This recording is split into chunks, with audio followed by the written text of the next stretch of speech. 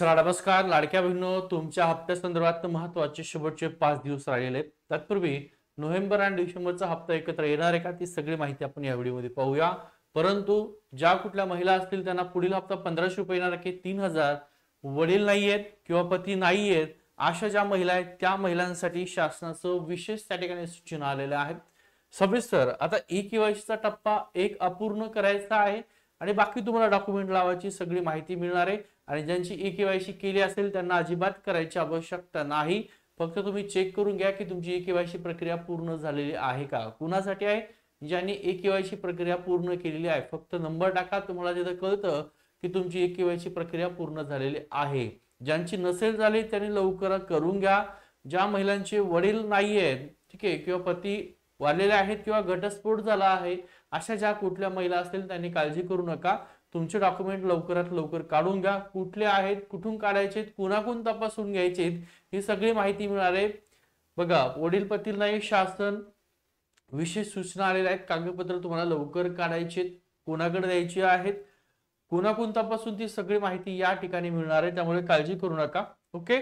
महिला बालविकास राज्यातील मुख्यमंत्री माझी लाडकी बहीण योजनेतील लाभार्थी ज्या महिला असतील त्या महिलांसाठी महत्वाचं ई-केवायसी जी काय प्रक्रिया आहे ती तुम्हाला पूर्ण करायची आहे, अपूर्ण करायची. कुणाला?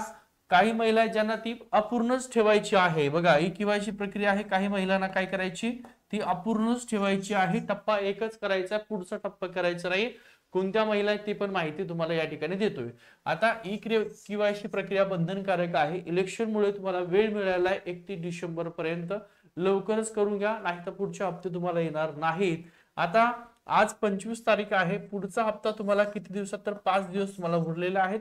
GR सह त्या ठिकाणी संपूर्ण माहिती येणार आहे आणि या 5 दिवसामध्ये GR आला नाही, कुठलीच माहिती आली नाही तर नोव्हेंबर आणि डिसेंबर दोन्ही हप्ते तुम्हाला खात्यामध्ये जमा होतील, कारण परत निवडणूक प्रक्रिया असणार आहे. या योजनेत पारदर्शकता आणण्यासाठी हा निर्णय घेण्यात आलेला आहे. त्यामुळे सर्व लाभार्थी महिलांनी ई-केवायसीच्या दरम्यान पती असतील किंवा वडील असतील यांचं आधार कार्ड देणं आवश्यक होतं. त्याच्यावर OTP येत होता, परंतु महिलांची मोठी अडचण निर्माण झाली होती. आता पूर्णपणे क्लिअर झालेली आहे. आता काय करायचं आहे, तर या अशा ज्या कुठल्या महिला आहेत त्या महिलांसाठी ई-केवायसी करून त्यांचे पती किंवा वडील यांचं अधिकृत मृत्यू प्रमाणपत्र, बघा, ज्यांचा मृत्यू झाला असेल, पती असतील किंवा वडील असतील, तर त्यांनी त्यांचं अधिकृतपणे डेथ सर्टिफिकेट त्याला म्हणतात, ते डेथ सर्टिफिकेट पाहिजे. किंवा ज्या महिलांचा घटस्फोट झालेला आहे अशा महिलांनी घटस्फोट प्रमाणपत्र किंवा न्यायालयाने जे काही आदेश दिलेले आहेत त्या आदेशाची एक सत्यप्रत संबंधित अंगणवाडी सेविकाकडे जमा करायची. मृत्यू प्रमाणपत्र सुद्धा अंगणवाडीकडे सेविकाकडे जमा करायचंय आणि सत्यप्रत सुद्धा अंगणवाडी सेविकाकडे जमा. परंतु तुम्हाला एक प्रोसेस कंप्लीट करायची. लाडकी बहीण योजनेच्या वेबसाईटला जाऊन ई-केवायसी करताना तुमचा आधार क्रमांक टाकायचा आहे, OTP टाकायचा आहे, तुमची तुम्ही प्रोसेस पूर्ण करून घ्यायची आहे. म्हणजे अपूर्ण तुम्हाला एक केवायसी करायची. तुमची वडील असतील किंवा नवरा असेल, हे वाढलेले आहेत किंवा घटस्फोट झाला तर त्यांची केवायसी न करता त्यांचं तुमच्याकडे मृत्यू प्रमाणपत्र किंवा त्या ठिकाणी सत्यप्रत असेल घटस्फोट, ती अंगणवाडी सेवेकडे तुमचं काम संपलेलं आहे. त्यानंतर शहानिशा करून लाभ देण्याचा निर्णय घेण्यात आलेला आहे. यामुळे संबंधित ज्या लाडक्या बहिणी आहेत त्यांना मोठा दिलासा मिळण्याचं चित्र या ठिकाणी पाहायला मिळतंय. आणि शेवटची तारीख या संदर्भात 31 डिसेंबर दिली. मृत्यू प्रमाणपत्र नसेल तर काढून घ्या, घटस्फोटाची सत्यप्रत नसेल तर ती सुद्धा काढून घ्या. लवकरात लवकर सर्व कागदपत्राची पूर्तता लाभार्थी महिलांना करावी लागणार आहे. आणि हे डॉक्युमेंट तुम्ही 31 डिसेंबर पूर्वी नाही दिले तर लक्षात ठेवा, पुढचे हप्ते तुम्हाला येणार नाहीत. आताचा हप्ता हा शक्यता 2 महिने एकत्रित येऊ शकतो. नोव्हेंबरचे 1500 रुपये अधिक डिसेंबरचे 1500 रुपये असे दोन्ही मिळून तुमच्या खात्यामध्ये या 3000 रुपयाचं वितरण केलं जाऊ शकतं. जर या 5 दिवसामध्ये GR आला नाहीये आणि GR जर डिसेंबर मध्ये आला तर नोव्हेंबर डिसेंबरचे हप्ते तुम्हाला मिळू शकतात. महत्वाची बातमी आहे. मुख्यमंत्री लाडकी बहीण योजनेचा लाभ घेणाऱ्या सर्व कुठल्या आता ई-केवायसी प्रक्रिया करणे बंधनकारक केलेलं आहे. योजनेतील अपात्र महिलांना वगळण्यासाठी ज्या महिला अपात्र आहेत परंतु सध्या सुद्धा त्यांना हप्ता आलेला आहे, त्यांना ऑक्टोबरचा सुद्धा हप्ता आला आहे. नोव्हेंबरच्या हप्त्यासाठी ज्या महिला अपात्र आहेत त्यांना वगळण्यासाठी आणि गरजू महिला आहेत ज्या महिलांना सरकारने ही योजना सुरू केलेली आहे त्यांच्यासाठीच योजना आहे. ठीक आहे, अशा महिलांना सुरू राहण्यासाठी राज्य सरकारच्या योजनेचा लाभ मिळावा यासाठी हा निर्णय घेण्यात आलेला आहे. कुठला? ई केवायसीचा. आता ई केवायसी ची मुदत तुमची कितीपर्यंत आहे? तर 31 डिसेंबर पर्यंत वाढवलेली आहे. यात अनेक महिला असतील त्या ई केवायसी करणारच नाहीत, कारण की त्यांना माहिती मी या योजनेमध्ये बसत नाही. तर लक्षात ठेवा, तुम्ही ई केवायसी केली तरीही त्या ठिकाणी तुम्ही बाद होणार आहे, नाही केली तरी बाद होणार आहे. या ई केवायसी न करणाऱ्या महिलांना पुढील हप्ता मिळण्यास अडचण येऊ शकतात. त्यामुळे ई केवायसी साठी पती किंवा वडिलांचा आधार क्रमांक बंधनकारक केला असल्यामुळे अनेक महिलांसमोर अडचण निर्माण झालेली होती. आता ती पूर्णपणे क्लिअर झालेली आहे.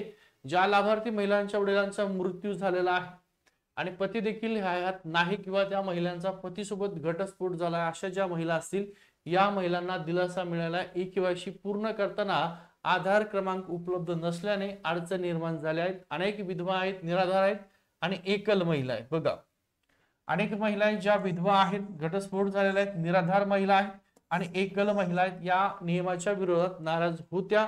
परंतु आता काळजी करायची आवश्यकता नाही. तुम्ही तुमची फक्त काय करायची आहे? ई केवायसी करायची, अर्धवट ई केवायसी करायची. जिथं तुम्हाला पती किंवा वडिलांचा आधार क्रमांक तिथं टाकायचे नाहीत, तिथपर्यंत क्लिअर करायचे आणि डॉक्युमेंट तुम्हाला अंगणवाडी सेवेकडे नेऊन द्यायचे. अंगणवाडी सेवेकडे 31 डिसेंबर पर्यंत जमा करावी लागणारे डॉक्युमेंट, 2 डॉक्युमेंट तुम्हाला जमा करू आहे. आता 2 म्हणजे कोणते? तर एकच डॉक्युमेंट आहे. एक डॉक्युमेंट कुठलं? वडील हयात नाहीत तर मृत्यू प्रमाणपत्र, घटस्फोट झाला असेल तर घटस्फोटाचं प्रमाणपत्र किंवा त्याचा आदेश, हे एकच डॉक्युमेंट तुम्हाला अंगणवाडी सेवेकडे जमा करायचंय. मग लाडकी बहीण योजनेत ज्या पात्र लाभार्थी महिलांचं वडील हयात नाहीत किंवा पती देखील हयात नाही, अशा महिलांसाठी फक्त त्या ठिकाणी घटस्फोट झालेल्या महिला ज्या असतील त्यांना सुद्धा, ठीक आहे, स्वतःची ई केवायसी करून, बघा तुम्ही तुमची स्वतःची ई केवायसी करायची, म्हणजे अर्धवट टप्पा एक पूर्ण करायचा आहे. त्याच्यानंतर पती किंवा वडील यांचं मृत्यू प्रमाणपत्र, ठीक आहे, ते नसेल म्हणजे ज्यांचा घटस्फोट झाला आहे त्यांच्यासाठी घटस्फोट प्रमाणपत्र किंवा न्यायालयाचा आदेश याची प्रत संबंधित अंगणवाडी सेविकेकडे तुम्हाला द्यायची. कधीपर्यंत द्यायची? तर 31 डिसेंबर पर्यंत तुम्हाला ती द्यायची. ठीक आहे. त्यांच्याकडे लाभार्थी महिलांकडून अंगणवाडी सेवेकडे काय काम आहे? आता बघा, तुम्ही तुमचं काम केलेलं आहे. अंगणवाडी सेविकांनी अंगणवाडी सेवेकडे तुम्ही मृत्यू प्रमाणपत्र दिलेलं आहे किंवा घटस्फोटाची सत्यप्रत दिलेली आहे. त्यांच्याकडे लाभार्थी महिलांकडून दाखल केलेल्या प्रमाणपत्राची तपासणी करून त्या लाभार्थी महिलांना त्यांचे पती किंवा वडील यांची ई केवायसी करण्यापासून सूट देण्यास पात्र असण्याची शिफारस महिला व बाल विकास प्रकल्प अधिकारी CDPO यांच्या मार्फत जिल्हा महिला बाल विकास अधिकारी यांच्याकडे दाखल करावे लागणार आहे. आणि मग तिथून पुढे तुमचं त्या ठिकाणी काय होणार आहे? ही केवायसी प्रक्रिया पूर्ण झाली म्हणून क्लिअर होणार आहे. ही प्रोसेस तुम्ही अंगणवाडी सेविकेकडे दिली, मग अंगणवाडी सेविकेचं पूर्ण हे काम आहे. आणि पुढील जो हप्ता आहे लक्षात ठेवा तुमच्या खात्यात लवकरच येणार आहे. झाले. त्यानंतर जिल्हा महिला व बाल विकास अधिकारी हे महिला व बाल विकास आयुक्ताच्या मार्फत शासनास शिफारस करणार आहे. म्हणजे 3 टप्पे आहेत तिचे.